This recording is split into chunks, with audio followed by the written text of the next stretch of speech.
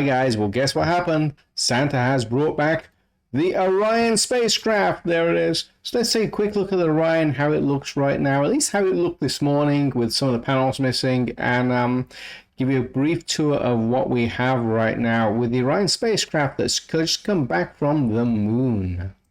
So this is what most people are used to seeing, is this guy here. Actually, there it is. It is the transporter module. It's about 16 feet wide. Now that is just about big enough to hold Orion. Orion is about 12 feet wide. Transporter is 16 feet wide. So only a couple of feet there in clearance to fit Orion in that thing. And the other thing is that most US roads, even here in the US, can only take loads that are 8 feet wide.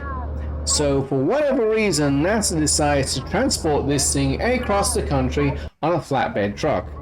It's 16 feet wide, so it required a police escort across most states. So no, it did not get to KSC by December 24th, where it's supposed to. No, it arrived a little late than scheduled, about a week ago, I believe. But it got here. I think in future, it's probably best to transport things like this by air rather than on a flatbed truck across every state in the country. But that's just my personal opinion. Okay, let's go into the hangar and see what's going on in there, shall we? So here we have our Orion spacecraft. Just pause the video for you here. You can see the heat shield on the bottom here, and look at that charring on the bottom of the heat shield. That has been going at a fair clip when it entered the atmosphere. Of course, remember, it entered the atmosphere twice, basically. It did a dip into the atmosphere one time, skimmed off like a rock in a pond, and then went into the atmosphere a second time. And that was by design. That's by design. Basically what we do is we bleed off speed on the first dip, a little bit of speed's blown off, and then the second dip we go into the Earth's atmosphere. But look at the charring on the bottom of that heat shield there. That is amazing. These little white spots here are rivets that hold the structural integrity of the spacecraft together, and you have the door of the spacecraft over there. These top panels have already been removed, and you have the parachutes up top there as well. Let's play this video so you can take a look at the hangar right real quick. So there you have the ladder going up the crane there. You have Orion, so then you got its on its platform. Yeah, a few lifts, a couple of guys standing around talking, doing nothing. Normal day at work. And I thought I'd give you guys another view of the hangar. So here's another view of the hangar from a different, slightly different vantage. You can see Orion, who's basically to the one side of the hangar, sitting on its platform and getting serviced. And I think they could probably put a couple more spacecraft in there as well if they really need to service multiple Orion spacecrafts at the same time. Now this spacecraft is actually, part of it's going to be reused. It is reusable. Part of the computers and the data recorders and other things are going to be stripped out of the spacecraft and used for Artemis 2, which of course is going to contain astronauts. It is going to take the astronauts past the moon. The amazing thing about the spacecraft we're seeing right now is this spacecraft has flown further into space than any human-rated spacecraft has ever gone.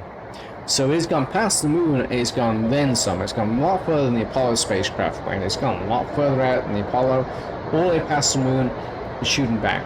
So the really cool thing is that when we send Artemis 2 up in probably a couple of years realistically, those guys that go up on Artemis 2 will be the furthest living presence that we know away from the Earth. And that is a pretty amazing feeling to be out on that distant retrograde orbit and actually know that you're the furthest person out that's ever been. We have sent spacecraft out there out further than that before, obviously, but the spacecraft we sent out before have been unmanned spacecraft. This is the first human-rated, capable spacecraft which can go all the way, can go way further than the moon.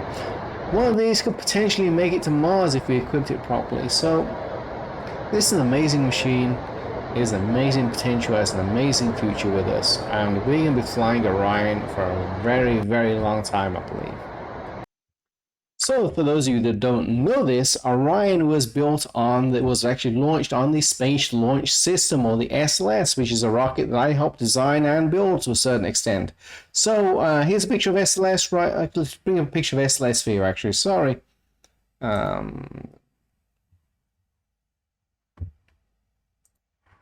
Okay, that's better. Now here's a picture of SLS, or the Space Launch System, on the screen, which is a rocket I helped design and build. I worked on most of the computers and the avionics side of this thing, but you can see here, if you look real close, you have the solid rocket boosters on either side of SLS. Those are really big fireworks, basically. It is a chemical firework. It contains a particular chemical compound in it. When you light it, it goes. And 90% of the rocket's thrust actually comes from the solid rocket boosters. These are not the same as the ones in shuttle, okay? They actually have an extra segment added to them, so they're a lot longer than the shuttle solid rocket boosters. Apart from that, they're basically the same technology. Also, they are not reusable. The shuttle solid rocket boosters were reusable. They were splashed down the Atlantic, and you've seen some pictures of them. We would pull them up on a crane and we would take them back and reuse the shuttle solid rocket boosters.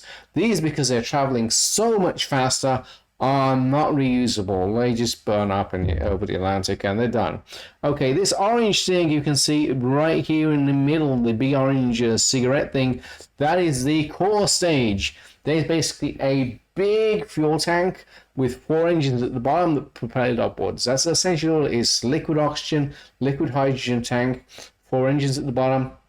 You light those engines, it's going with help from the solid rocket boosters, obviously.